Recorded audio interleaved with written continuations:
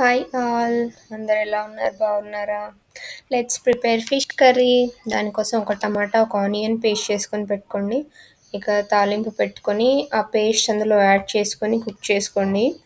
ఇక అది కుక్ అవుతున్న ఒక గ్యాప్లో కొంచెం కరివేపాకు కూడా యాడ్ చేసుకోండి. కరివేపాకు యాడ్ చేసుకుంటే హెల్త్కి మంచిది. ఇక అన్ని కర్రీస్లో యాడ్ చేసుకోవడానికి ట్రై చేయండి.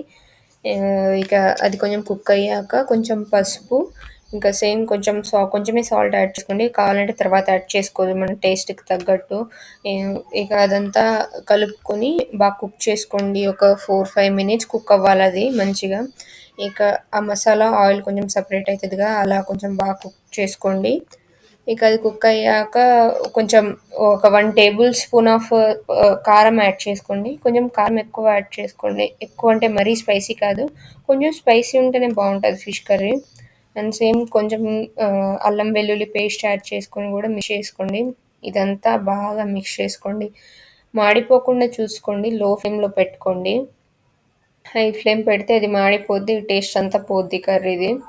ఇక అదంతా మిక్స్ చేసుకుంటూ మూత క్లోజ్ చేసుకొని కుక్ చేసుకోండి ఒక 5 మినిట్స్ అలా. ఇక మధ్యలో ఆ చింతపండు అది నానబెట్టుకోండి. పులుపు ఉంటే కొంచెమే చింతపండు తీసుకోండి, ఎక్కువ తీసుకోకండి, మరీ పులుపు అయిపోద్ది.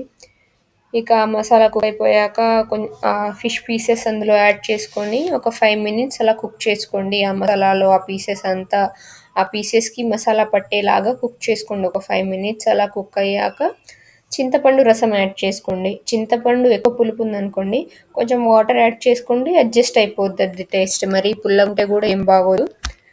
ఇక మూత క్లోజ్ చేసుకొని యాజ్ యూజువల్ కుక్ చేసుకోండి. ఇక మధ్యలో లాగిన్ అయిపోతున్నా. ఇక ఆఫ్టర్నూన్ అది కుక్ చేసుకోవాలంటే టైం పట్టింది. ఇక అంత టైం కూడా ఉండదు, వర్క్ ఎక్కువ ఉంటుంది. సో లాగిన్ అయితే కుక్ చేసుకుంటున్నా. మరి టేస్ట్ చూసుకోండి. ఇక టేస్ట్ చూసుకుంటూ ఒక సాల్ట్ కొంచెం తక్కువ అయితే సాల్ట్ యాడ్ చేసుకోండి. ఇక సాల్ట్ కూడా యాడ్ చేసుకొని మిక్స్ చేసుకొని మళ్ళీ క్లోజ్ చేసుకోండి. ఇక కుక్ అయిన ఒక 2 మినిట్స్కి ఏమో వెల్లుల్లి వాము పేస్ట్ చేసుకొని యాడ్ చేసుకుంది. ఇది యాడ్ చేసుకుంటే టేస్ట్ అయితే చాలా దిగిపోద్ది అసలు. ఇది యాడ్ చేసుకోకపోతే ఫిష్ కర్రీ టేస్టే ఉండదు. అదైతే కంపల్సరీ ఉండేటట్టు చూసుకోండి కర్రీ కుక్ చేసుకునేటప్పుడు. ఇంకా మనం దింపుకునే 2-3 మినిట్స్ ముందేమో కొత్తిమీర అవి యాడ్ చేసుకోండి. కొత్తిమీర కూడా యాడ్ చేసుకొని మొత్తం మిక్స్ చేసుకొని ఒక 2 మినిట్స్ కుక్ అవ్వనివ్వండి. అది మూత క్లోజ్ చేసుకొని కుక్ అవ్వనిస్తే ఇక వేడి వేడి ఫిష్ కర్రీ రెడీ. దీన్ని రైస్తో కాకుండా ఏమైనా రోటీస్తో ట్రై చేయండి, చాలా బాగుంటుంది. చాలా అంటే చాలా బాగుంటుంది. జొన్న రోటీతో తినండి, ఇంకా చాలా బాగుంటుంది. ఇక ఇది fish curry. Bye bye, see you in next vlog.